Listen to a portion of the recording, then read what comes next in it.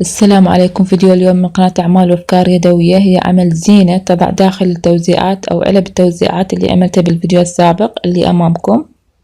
علب بلاستيك شفافة. راح يكون الرابط بصندوق الوصف إذا حابين تتفرجون على الفيديو. وإذا أول مرة تشاهدون القناة لا تنسون الاشتراك بالقناة وتشغيل جرس الإشعارات.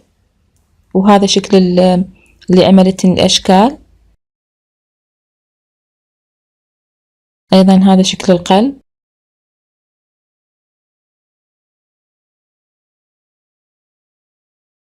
وهذا شكل أيضا، وهذا شكل الوردة. وهاي الأشكال عن قرب حتى تكون واضحة. الآن راح أستخدم القوالب. طبعا هاي قوالب الحلويات تكون خاصة بالأعمال اليدوية، شكل القلب وشكل الفراشة، وأيضا أدوات المعجنات أو الحلويات أيضا راح أستعملها. طبعا هاي الأدوات تكون خاصة بعجينة السكر مع الحلويات. راح أستخدم الشيبك احنا نسويه أو النشابة، وهذا الطين أو الصلصال. هذا نوعيته جيدة جدا ممتاز. طبعا هذا للآن أحسن نوعية بالنسبة إلي. أيضا بعد نوعية ثانية إن شاء الله بالفيديوهات القادمة أشوف لكم إياهن تجي ويا أدوات. وهذا الصلصال يكون يشبه الإسفنج بعد ما ينشف. أعتقد هم يعني أعتقد هو هذا النوع اللي يعملون بيه الورود اللي نستخدمها بالزينة. حسيته يشبه الورود اللي نشتريها، فأنصحكم به.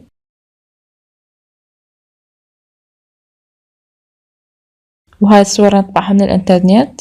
أي صورة حابين تستخدموها. أنا اختارت هاي الصورة.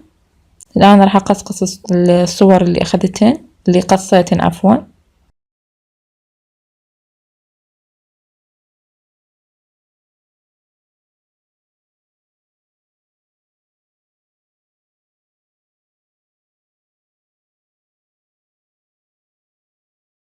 اختاريت اللون الوردي. هاي الأعمال اللي عملتها، هاي عملتها قبل شهرين، كانت كتجربة. نهائيا ما تغير اللون مثل ما تشاهدون. هاي شكل الوردة. إن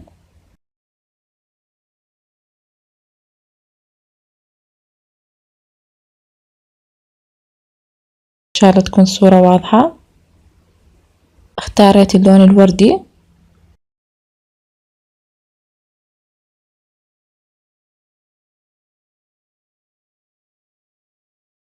هذا اللون الوردي. هنا عملت أمامكم المفروض هنا أتركه إلى أن شوية يجف الطين الاصطناعي. البعض ما يعرف هاي ما أعرف شو نسميها، يعني الفكرة أو من هذا الصلصال أو الطين مفروض ينترك خارج الكيس مدة ربع ساعة حتى ينشف شوية، لأن يكون رطب جدا. وأي عمل يعني إذا بالقوالب ما راح ينجح، راح تشوفون راح يكون يلصق زي ما تشاهدون، فاشل جدا.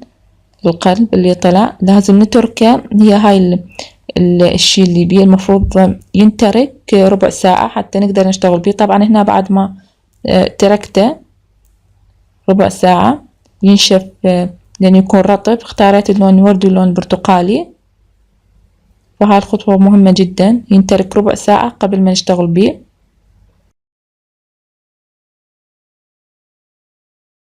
الآن راح أفرد الطين بالشابك أو النشابة. أضع الصورة أيضا أضغطها بالشابك أو النشابة. هنا راح تلتصق.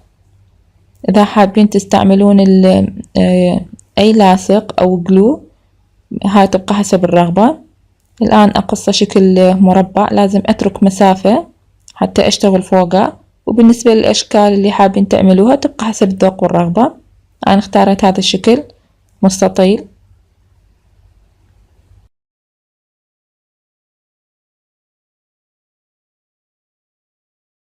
اختارت اللون البرتقالي. راح أعملها رقيقة جدا. إذا تلاحظون اللون البرتقالي بيغامق وفاتح لأن خلطت شوية ويا أبيض، حبيت أن يكون فاتح.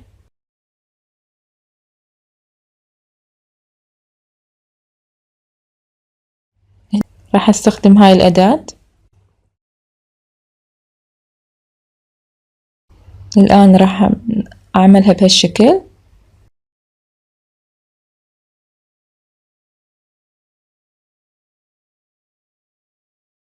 هنا لازم أرفعها بسرعة مثل ما تشاهدون لأن العجينة تلتصق وتتقطع، لأن رقيقة جدا عملتها، فهذا هو السبب. راح أقيس القياس المستطيل اللي عملته حتى تكون قياس متساوي، وأقسمها من الوسط. إذا حابين ترفعون الشكل وتحطوها بدون ما تقسموها من الوسط، هتبقى حسب الذوق والرغبة. هنا أيضا لازم أرفعها بسرعة حتى تلتصق، وراح أعمل شكل إطار على المستطيل.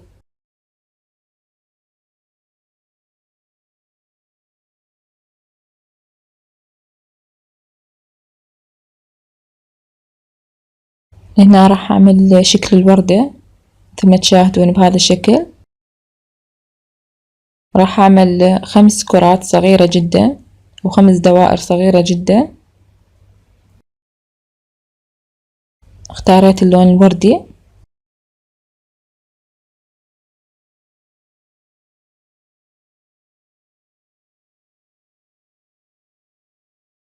وبدون ما ألصقها بأي لاصق، هي تلتصق مع بعضها تعطينا هذا الشكل.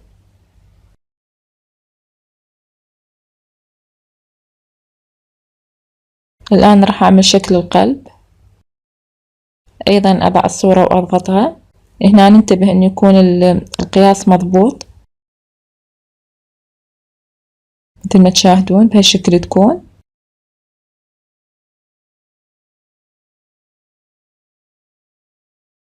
أيضا بالشيبك أو النشابة لأن حسيتها سميك أو ثخين، فعملتها بالشيبك أو النشابة.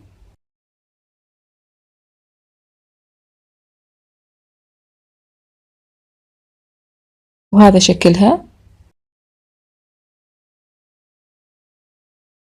الآن راح أعمل دوائر صغيرة من اللون البرتقالي، طبعا هاي حسب الذوق والرغبة.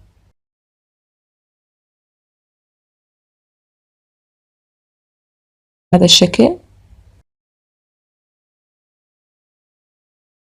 هاي الأشكال اللي عملناهن، وأيضا أكو أشكال كثيرة. وإن شاء الله الفيديو يكون عجبكم. أتمنى دعم القناة بالاشتراك واللايك والشير، ورابط الفيسبوك وتويتر وإنستغرام راح تكون بصندوق الوصف. مع السلامة.